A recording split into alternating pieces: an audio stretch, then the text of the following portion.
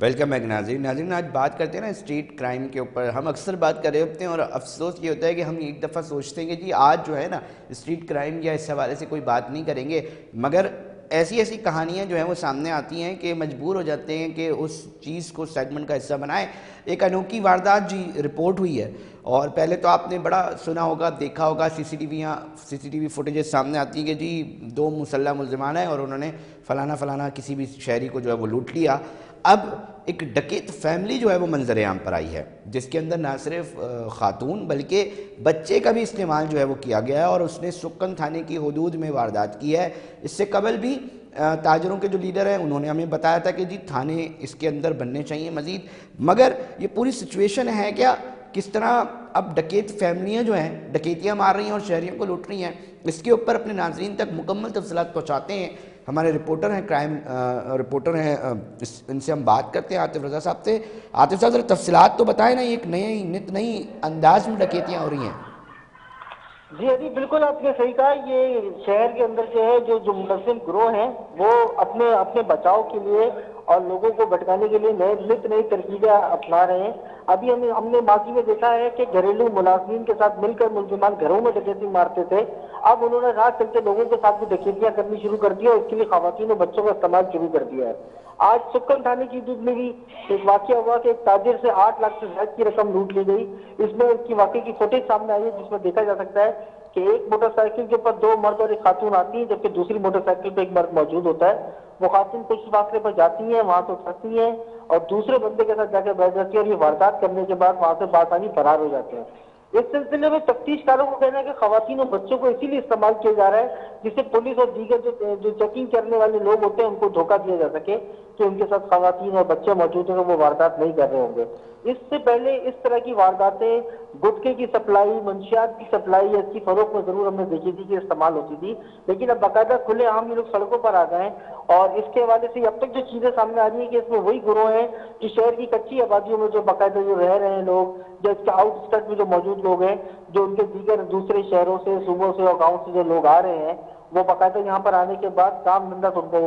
جسے کہتے ہیں کہ شاید کرنا نہیں چاہتے یا مل نہیں رہا ان کے مطلب کا, تو وہ اس طرح کے کام میں جس سے ملوث ہو گئے تاکہ شارٹ ٹرم میں وہ بڑی کمائی کر سکیں. اب آج بھی انہوں نے لاکھوں کی واردات کر لی ہے. یہ تو ہمیں اس لیے پتہ چل رہی ہے کہ اس کی فوٹیج آ گئی ہے. ایسے گلیوں میں یا ایسے علاقوں میں جہاں کیمرہ کیا عام لوگوں کی بھی بنا آنا جانا نہیں ہوتا, وہاں پر بھی اس طرح کے گروپ جو ہے ملوث ہیں ڈکیتی وغیرہ کی. عاطف مگر سوال یہ ہے کہ بچے تک کو نہیں چھوڑا جا رہا, اس کو بھی ڈھال بنایا جا رہا ہے, اور یہ تو ایک منظم گینگ ہے نا, کھلے عام سڑکوں پہ لوٹ رہا ہے. تو پولیس اب تک اس حوالے سے کچھ بتا سکی ہے؟ پہلی واردات ہے, اس سے پہلے بھی وارداتیں کر چکا ہے یہ گینگ, اور اتنی مطلب دیدہ دلیری, مطلب میں تو حیران ہو رہا ہوں اس چیز کو دیکھ کے. علی آپ نے بالکل ٹھیک کہا, یہ باقاعدہ منظم طریقے سے اپنی وارداتیں کر رہے ہیں, اور آیا جب ان کی گرفتاری عمل میں آئے گی تبھی یہ واضح ہو سکے گا کہ انہوں نے کتنی وارداتیں اس طرح کی ہیں. یہ تو ایک بڑا واقعہ رپورٹ ہوا, 8 لاکھ روپے سے بڑی رقم ہے تو ایک چیز سامنے آ گئی, جہاں چند ہزار ہوں جس سے کیا کہتے ہیں 30, 40, 50 ہزار, تو ان واقعات کو تو پولیس اتنی سنجیدگی سے دیکھتی ہی نہیں ہے. مسئلہ ہے کہ لوٹنے والے کی تو وہ پوری جمع پونجی ہوتی ہے. اب یہی خواتین بچے جو ہیں, اس سے پہلے گٹکے, منشیات اور دیگر چیزوں کی اسمگلنگ میں بھی ان کو ڈھال بنایا جا رہا تھا, اور اب باقاعدہ شہر میں کھلے عام جو اسٹریٹ کرائم کی وارداتوں میں ان کو جو ہے یا ڈکیتی میں ان کو وہ جو ہے استعمال کیا جا رہا ہے. اگر ہم یہاں پر ایک بات دیکھیں علی, تو صرف ایسا ہے نہیں ہے کہ صرف یہ اسٹریٹ کرائم, یہ گٹکا منشیات ہے, یہ گھروں میں جو ہونے والی ڈکیتیاں ہیں اس کی باقاعدہ ریکی کے لیے بھی خواتین اور بچوں کو استعمال کیا جا رہا ہے. یہ ساری چیزیں ہیں, کچھ گروپ پکڑے گئے. وہی تو بات ہے عاطف کے پہلے دیکھیں ہم یہ سنتے تھے کہ جی گھریلو ملازمہ جو ہے اس نے ریکی کی ہے, اس نے دروازہ کھول دیا, ڈکیت آ گئے اور انہوں نے ڈکیتی مار دی. اب سڑکوں پر خواتین کے ساتھ, بچوں کے ساتھ ڈکیتیاں ماری جا رہی ہیں. یہ بہت سارے سوال اٹھا رہا ہے, مطلب عجیب و غریب صورتحال بنتی دکھائی دے رہی ہے.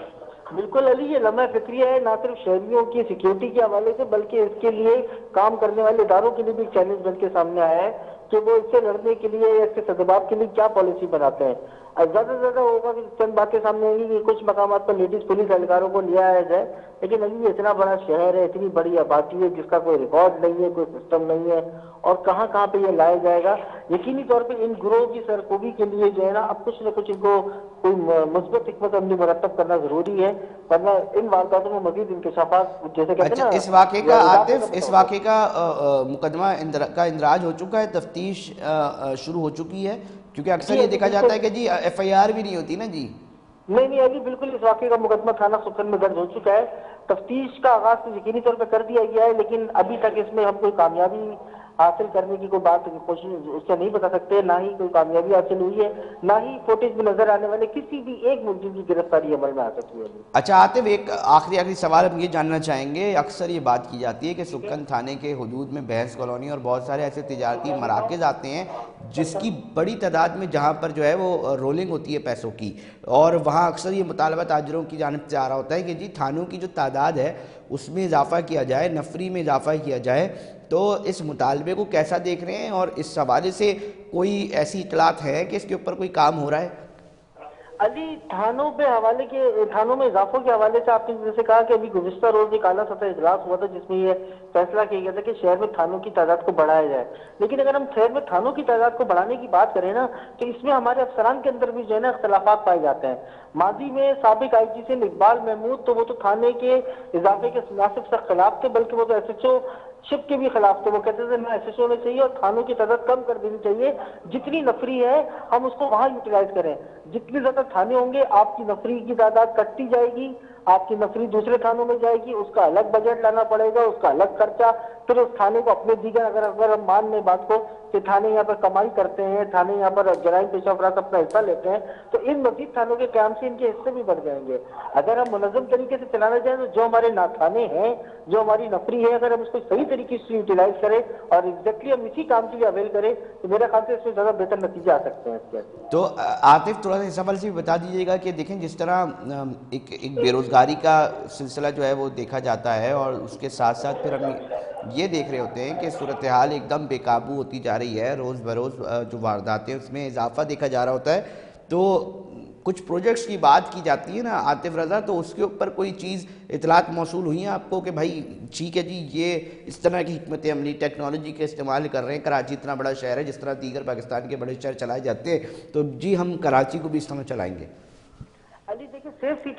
سٹی پروجیکٹ کراچی کے لیے ناگزیر ہو چکا ہے، لیکن اگر ہم بالکل ابھی شارٹ ٹرم کی بات کریں نا، اس وقت ہمارے ملک میں رمضان المبارک کا مہینہ ہے، اور رمضان المبارک میں بالخصوص اگر ہم کراچی میں دیکھیں تو کراچی کی سیکیورٹی کو 3 زون میں ڈیوائڈ کیا جاتا ہے۔ پہلا زون جو ہے وہ پہلے اشرے پر مشتمل ہوتا ہے، دوسرا زون دوسرے اشرے پر، تیسرا زون تیسرے اشرے میں۔ پہلے زون کے اندر یہ جو ہوتا ہے کھلے مقامات پہ کھلے جو اجتماعات ہوتے ہیں تراویح، ان کی سیکیورٹی کا ہوتا ہے۔ دوسرے فیز کے اندر نہ صرف بازار کھلنا شروع ہو جاتے ہیں، عبادت کا بھی رہتا ہے سلسلہ، لیکن سب سے خطرناک اور پولیس کے لیے جو سب سے اہم جو ہوتا ہے وہ ہوتا ہے تیسرا فیز، جس میں نہ صرف آخری اشرے میں تاک راتیں آتی ہیں جہاں بالکل۔ بڑی عبادت کے اجتماع زیادہ ہوتے ہیں، اس کے ساتھ ساتھ مارکیٹس اپنی پیک سے آ جاتی ہیں تو جس سے لوگوں کا غیر معمولی رش بڑھتا ہے، تو ایسی معاملات کے اندر ڈکیتی کی وارداتیں جہاں پورے سال ایک طرف شہر میں ہوتی ہیں، ان 10 دنوں کے اندر ان کی وارداتوں کا تناسب بہت زیادہ بڑھ جاتا ہے، تو جس کی روک تھام کے لیے ان کو حکمت عملی مرتب کرنی پڑتی ہے۔ تو ابھی تو پولیس اور دیگر ادارے مل کے جو ہے ان 3 فیز اور ان 3 زون کی سیکیورٹی کو مرتب کر رہے ہیں، اور یقینی طور پہ کراچی جیسے جو میٹروپولیٹن سٹی ہے کہ سیف سٹی پروجیکٹ ناگزیر ہے، اس کے ساتھ ساتھ دیگر جو ٹیکنالوجیز ہیں اس کا استعمال بھی کرنا ضروری ہے، ورنہ ان وارداتوں میں مزید جو ہے نا بڑھنے کا جو ہے خدشہ ہے۔ بہت شکریہ عاطف رضا تفصیلات سے آگاہ کرنے کے لیے اور بتانے کے لیے کہ کیا صورتحال اور کس طرح جو ہے وہ صورتحال بنتی دکھائی دے رہی ہے۔ ناظرین، ایک عجیب و غریب تماشا جو ہے اس شہر کے لوگوں کے سامنے آتے ہیں اور وہ دیکھنے پر مجبور ہوتے ہیں کہ کتنا بڑا شہر ہے، کتنا بڑا شہر ہے، اور وہ کیا مانگ رہا ہے۔ وہ کہہ رہے ہیں کہ ہمیں امن و امان کی جو بہتر سہولیات ہے وہ فراہم کی جائیں۔ ایک طرف تو دندناتے یہ ڈکیت اور اس طرح کے ملزمان لوٹتے دکھائی دیتے ہیں، تو دوسری طرف کوئی بھی ایسی حکمت عملی جو کہ ٹیکنالوجی کی بنیاد پر بنائی جائے اور اس شہر کو جہاں سے تجارت ہوتی ہے، پورے پاکستان کی ریونیو کے سلسلے کو جو ہے وہ چلایا جاتا ہے، اس کو بہتر انداز میں چلایا جائے، وہ ہوتی دکھائی نہیں دے رہی۔ کوئی پروجیکٹس بڑے دکھ نہیں رہے جس کے اوپر بار بار باتیں ہوتی ہیں، اجلاس ہوتے ہیں، مگر اس کے نتائج ایک عام شہری نہیں دیکھ پاتا۔ ہم دعا گو ہیں کہ شاید یہ صورتحال بدلے اور بہتر صورتحال جو ہے وہ یہاں کے شہری دیکھ سکے، پر اب تک کی صورتحال جو ہے وہ اس طرح بہتر دکھائی نہیں دے رہی۔ ناظرین، مگر وقت ہوا ہے بریک کا، بریک پر جا رہے ہیں، پھر حاضر ہوتے ہیں۔